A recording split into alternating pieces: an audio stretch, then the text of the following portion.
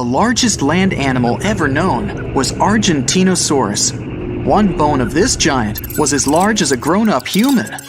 The complete skeleton hasn't been discovered yet. Still, the scientists claim this dinosaur could be around 121 to 131 feet. If 7 Argentinosauruses stood in a row, they could replace the London Bridge. Pterosaurs were usually large. The smallest species had a 10-inch wingspan, while the largest ones could have it up to 36 feet wide. For comparison, the largest span of a modern bird's wings is just about 11 feet. They were the size of a modern giraffe, but they weighed less to be able to fly, only 550 pounds.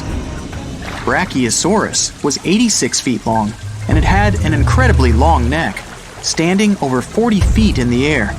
Its whole body was designed for this animal to get food from trees easily. Its hind legs were relatively short, and the front ones somewhat longer. Diplodocus had curious teeth shaped like a comb. The dino was 85 feet long and weighed slightly more than 3 elephants. Its neck was so long that scientists aren't sure how the animal could even hold it. Paralititan was about 82 to 100 feet long. Its bones were so large that Paralititan could even rival Argentinosaurus in size. If they invaded London, 4 of these creatures standing on each other's shoulders would be enough to fix Big Ben's hands if they were a little too fast. Austroposeidon, what a beautiful name, huh? Is the largest among all the titanosaur species. A fully grown animal was about 80 feet long, which is around 1.5 of a Hollywood sign. Spinosaurus lived where the Sahara Desert is now. There used to be rivers full of fish and lots of swamps, so it lived both in and out of the water. It was almost 50 feet long and had a large plate on its back that looked more like a sail and spines on its sides. Tylosaurus was one of the biggest creatures that ever lived on our planet. It grew to 45 feet long, ate fish and even larger creatures, like sharks, except for the Meg, which was about the same length. Tylos had a really weird extra set of teeth on the roof of its mouth for a better grip and grind. Despite its large size, T-Rex was really fast and had a large brain. This terrifying 40-foot-long dino was related to a chicken. It came from a bird family and might have had feathers, so it's technically a very angry bird with very sharp teeth. Their tiny arms with 2 fingers were the size of human arms. Suchomimus looked like a retro version of a crocodile.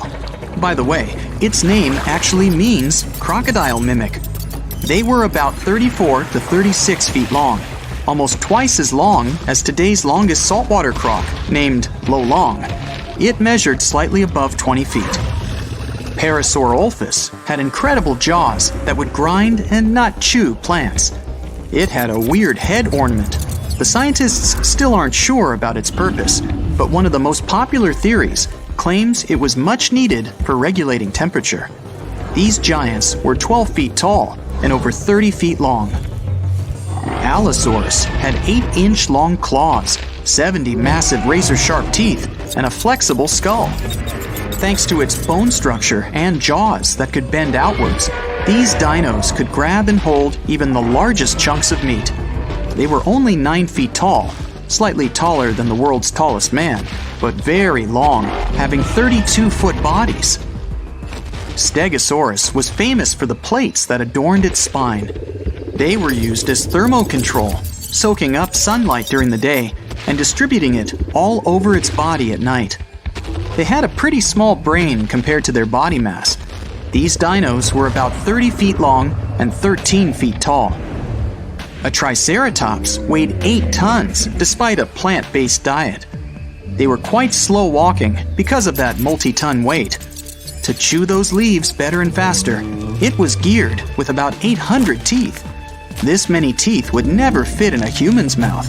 It's as if one human had teeth of 25 adult individuals. Compared to his dino mates, Majungasaurus was relatively short, around 6 feet, yet quite long, about 25 feet. Its enormous tail would make up over 50% of its body length. If these guys lived in London, there'd be no way they could take a double-decker. being just the same length as this famous London bus.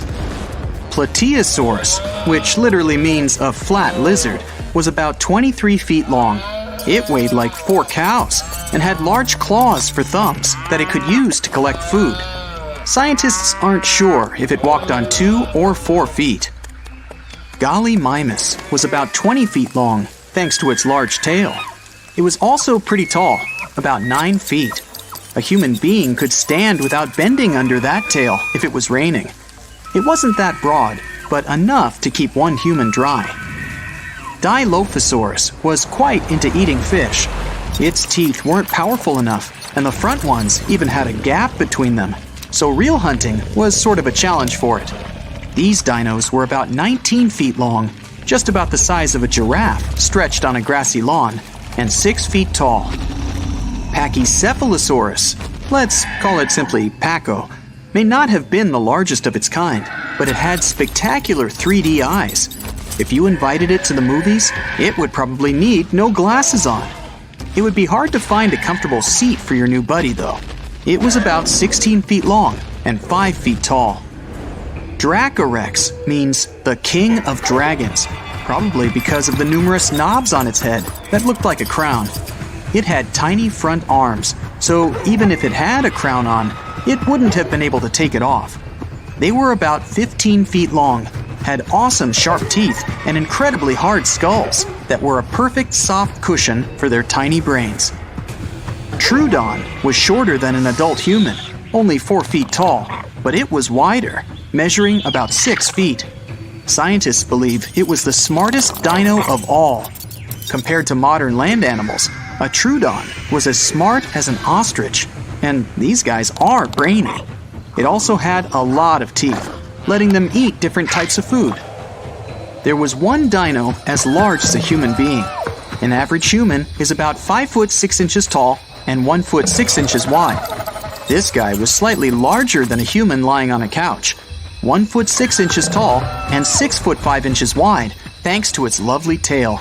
It's a velociraptor, a bird-like dinosaur. Even though these birds had wings and feathers, they were unable to fly. Another dino that could blend in human groups, if they coexisted, was Borogovia. It was neither tall nor wide, both measurements under 5 feet. It could be a nice prehistoric pet.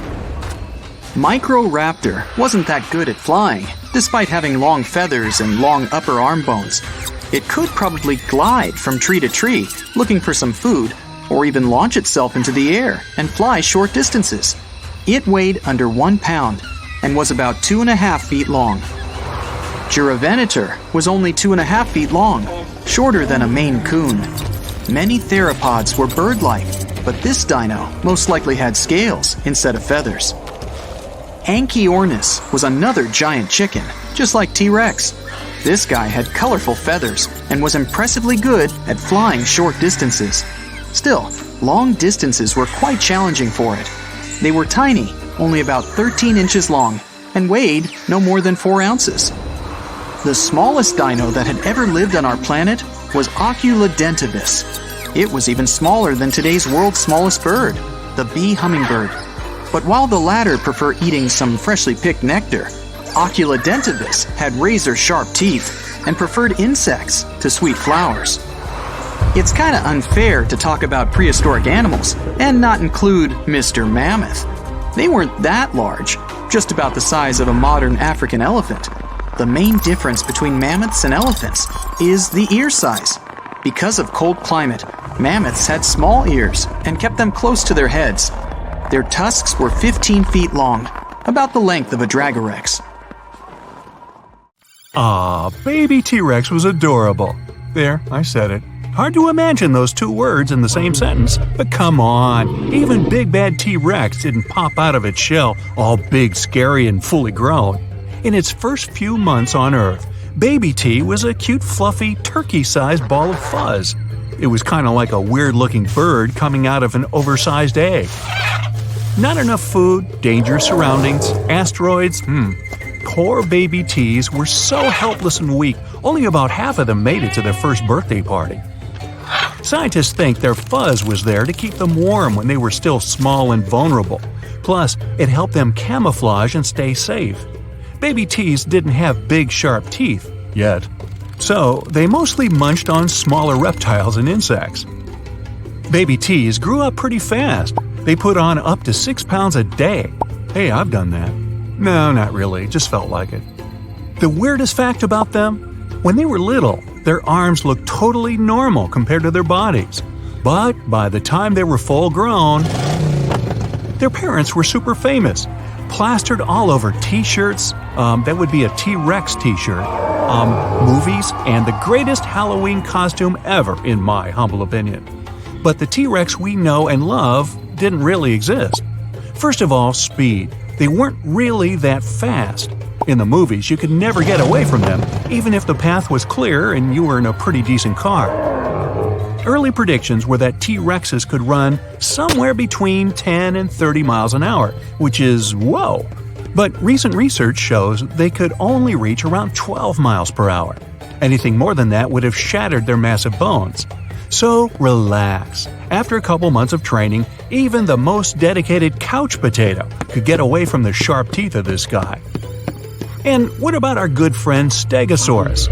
It lived around 150 million years ago, so it didn't even get the chance to meet those cute baby T's. They appeared much later. We all recognize this dinosaur. It's the one with those ridiculous upright plates on its back. They were sometimes up to 3 feet tall. You could hide behind one. Scientists still don't really know why they had them, but they think Stegosaurus could have regulated blood flow through them, like a massive bony thermostat. They also believe these dinos could use the same system to control their skin color, depending on whether they wanted to look good or look scary. Sounds impressive, right? Well, at least something about them does, because this poor thing had a brain that weighed just a tiny bit more than a tennis ball and was around the size of a walnut. That's a dog's brain in a hippo's body. Troodon was one of the most brainy dinosaurs. A great all-around fella, excellent hunter, stereoscopic vision, 6 feet long, and a brain that just won't quit. What a catch! Troodon's remains were one of the first dinosaur discoveries in North America. One of the weirdest members of the dinos was definitely, well, let's just call her Sue. If you met her, you'd feel like you're looking at a big turkey rat thing with a super furry body. It might be the long-lost grandma of the modern ground sloth. Its buddy, Pegamastax, definitely wasn't far behind when it comes to racking up the weirdo points. It looked like something between a porcupine and parrot. But don't say that to its face, it had a couple of pointy teeth that could sharpen against one another. The largest and one of the heaviest known dinosaurs was Argentinosaurus. No one ever found a complete skeleton, but this beast must have weighed about 100 tons and was about 130 feet long. Compare it to the biggest animal we have now, the blue whale. It's only 100 feet long. When someone says dinosaur, you probably imagine some big-as-a-building beast that could use a tree as a toothpick.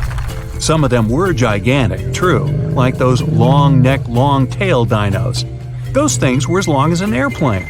But many of them were small and lightweight, some of them the size of pigeons. The smallest dinosaur skeleton ever found was a tiny mouse lizard. Some dinosaurs had tails that were more than 45 feet long. That way, it was easier for them to keep their balance when running. But they didn't drag their tail along the ground. Dinosaurs kept pretty active and were quite fast, so they kept their tails in the air most of the time. Even though that naughty asteroid wiped most of them out, a lot of dino DNA stuck around and morphed into animals we know today, like birds. The first time anyone even thought of linking the two together was after they discovered a primitive bird in Germany, sehr gut. Later, researchers classified 2 groups of dinosaurs, depending on what kind of hips they had. The first group looked pretty familiar. They had lizard-like hips. The second group had bird-like hips. And a third group looked like Shakira, which is where her tune My Hips Don't Lie comes from. Actually, no. Also, plenty of old-school carnivores had bones filled with air, which is something birds have too. Birds may be the dinosaurs' living descendants, but some animals actually witnessed the age of dinosaurs. If only they could talk. Snakes, bees, sharks, crabs, lobsters, yum, crocodiles, cockroaches, even green sea turtles. They all actually saw real dinosaurs. So jealous. Carnivore dinos mostly walked on 2 feet. That way they could be faster and have their hands free to grab a little snackosaurus. Plant eaters walked on 4 feet so they could carry their heavy bodies. Some of the bigger plant eaters needed around a ton of food per day, literally. Imagine animals so big they had to eat a house-sized pile of veggies on a daily basis. Still, a huge bush a day keeps the doctor away. Is that where that started? There are around 700 known species of extinct dinosaurs. Sounds like a lot, but we probably haven't discovered them all. 5 years back, they found out about a new type of dinosaur. It had these stubby horns right above its eyes, which looked so much like the comic book character. They named it Hellboy. Hop on the bright side of life together with our brand new tees, hoodies, and more. Click the link to pick your choice. In the 90s, scientists discovered a crater in Mexico's Yucatan Peninsula. You know the story. Around 66 million years ago, a meteor the size of Mount Everest hit our planet and filled the atmosphere with dust, gas, and debris that caused a serious climate catastrophe. It triggered a heat wave and a blast wave that went up into the atmosphere, partially blocking out the sun. Game over. Thanks for playing, dinosaurs. The age of humans never crossed over with the dinosaur era. Dinosaurs disappeared more than 60 million years ago, but they existed on Earth for 160 million years. Modern-looking humans have only been around for about 250,000 years. Only 59 million years to go, people. Not all the dinosaurs were on vacation in Mexico when the asteroid hit. They lived all over the globe. Some lived in deserts, while others lived in areas near ancient rivers surrounded by thick forests and rich vegetation. They weren't too picky, so they lived wherever, even Antarctica. But it wasn't covered in snow back then. Both poles had forests growing on them. Most people imagine all dinosaurs to be grayish-green because of the movies. Plus, we usually just think of them as giant lizards. Scientists still don't know much about dinosaur skin tones, but researchers recently found some evidence that dinosaurs totally embraced the rainbow. One little guy had white and orange rings on its tail. Dinosaur is Greek for terrible lizard. Scientists used to think dinosaurs were mostly cold-blooded like snakes, lizards, or other reptiles. Turns out they were wrong, maybe. Some evidence pointed to them being warm-blooded like mammals. Somewhere in 2014, scientists discovered that most dinosaurs were mesotherms. A little of this, a little of that. And it turned out many of them had feathers, just like little baby teeth. It helped them regulate their body temperature. Another thing we got from the movies and totally thought was real, what dinosaurs sound like.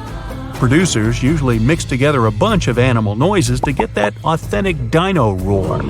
T-Rex is usually a mix of alligator, tiger, and the squealing of a baby elephant. And that dreaded T-Rex breath? It was just the sound of air going through a whale's blowhole. Boom! An explosion of supersonic waves, interplanetary heat, dust, fumes. The Earth's atmosphere has been invaded by a cosmic rock the size of Everest. A few seconds ago, this rock, weighing trillions of tons, was hurtling towards Earth. It could fly from New York to Anchorage faster than you could fry yourself an omelet.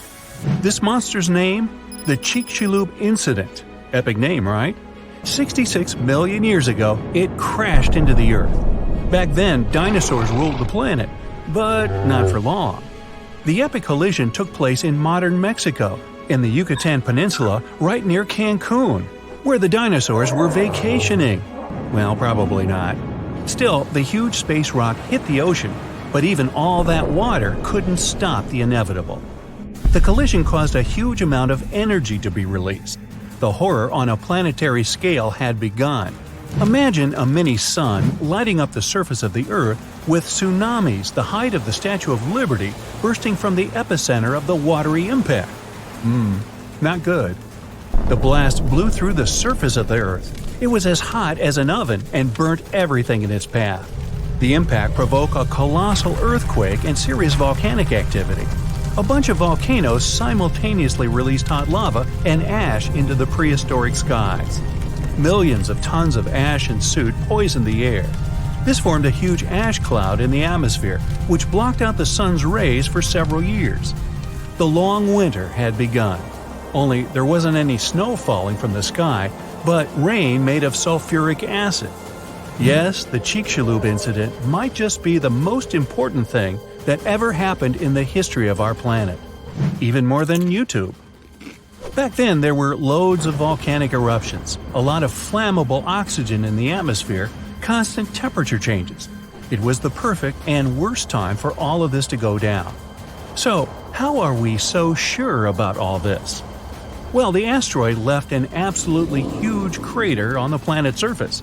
Today, this scar is hidden under the Gulf of Mexico. Scientists found a lot of places on Earth with abnormally high levels of iridium.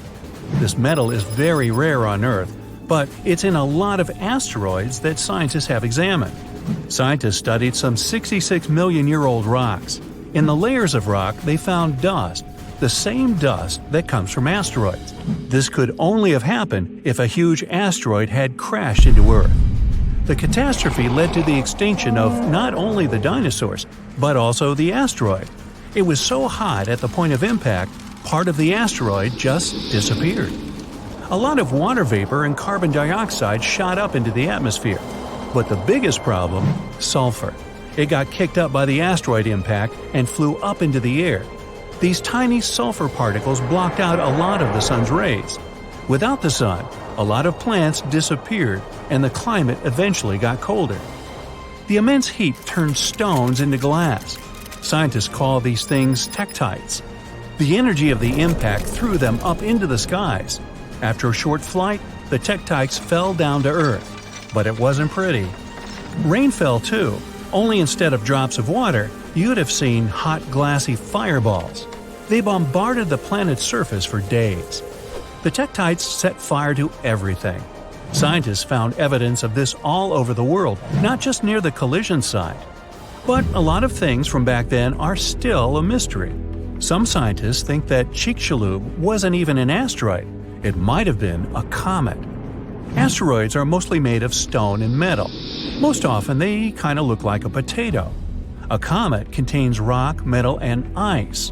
Comets look like dirty cosmic snowflakes, complete with ammonia, methane, and carbon dioxide. Comets sometimes come from the Oort cloud. It's a huge cloud of ice and debris around our solar system. From time to time, comets break free from the pack and head towards our sun. According to scientists, this special comet flew right past Jupiter. The gravity of that huge planet accelerated the comet even more. It flew towards the sun, gaining more and more speed. The comet's outer ice shield started to evaporate, and it probably gave off a lot of dust and gas, which made it look like it had a tail. The sun's gravity eventually shattered the comet apart. One of the fragments flew through space and crashed into the Earth 66 million years ago. So, asteroid or comet? The truth is, we'll never know. What we do know is that the Earth was seriously unlucky to be in its path, and it was never the same again. The catastrophe stopped the development of 75% of life on Earth. Some bigger marine animals, like crocodiles, turtles, and fish, survived the impact. Out of all land animals, the only ones to survive were the ones that were, on average, smaller than the modern raccoon. That includes a bunch of special species of dinosaurs, the ancient ancestors of birds. Scientists believe they survived for two reasons. After the huge impact, it took a long time for plants to start growing again, and a lot of animals didn't survive. Most remaining animals didn't have enough food. But these dinosaurs had a beak. With its help, they could split open nuts and dig seeds out of the soil, so they survived. The second reason is that these lucky guys had bigger brains. Some people think that they were able to cooperate with each other and quickly adapt to the new conditions. Other life forms survived too. Fungi and mold survived underground and underwater. Gradually, the darkness cleared away and ferns began to take over the lifeless landscape. After a few thousand years, forests started to reappear. The animals that survived were pretty much all inconspicuous and small creatures. They lived in burrows, safe from all that hot ash. Before the collision, mammals had lived in the shadow of dinosaurs. But with all the dinosaurs suddenly gone, things were about to change. Mammals were able to take over. They began to dominate life, at least on land. Back to the moment when everything changed. Turns out, it wasn't the size of the asteroid that made it so powerful. It was more about the angle in which it hit the Earth. If the angle of impact had been different, the dinosaurs might have even survived the catastrophe. So, what would that have looked like? Well, let's travel back, way back. Oh no, there's a giant asteroid heading for Earth. Oh, wait, never mind, it missed. Whew. There are plenty of earthquakes, tsunamis, and volcanic eruptions every day, but dinosaurs don't mind that much. No big deal. Fast forward a few million years, and most of these ancient lizards have changed and are now unrecognizable. Thanks to a couple of ice ages, many dinosaurs are now totally covered with feathers to protect them from the cold. Mammals exist, but they're few and far between. You see a lot of bats in caves. There are tons of rat-sized rodents in the forests. During the day, they hide in the undergrowth or in burrows. At night, they go out in search of food. There are no horses, no elephants, or other large mammals. Why become large and eatable when there are so many dangerous reptiles with huge fangs around? There are no whales in the sea. Parrots, hawks, and pigeons are nowhere to be seen. But pterodactyls 2.0 whiz past you constantly. Some are about the size of a helicopter, while others are no larger than a swan. There are plenty of primates, but they're in no hurry to climb down from their trees and walk on two legs. No venturing out into the savannah, no evolution into Homo sapiens. In this alternate reality, open spaces are very dangerous. But then again, so are forests and trees. Nowhere is safe.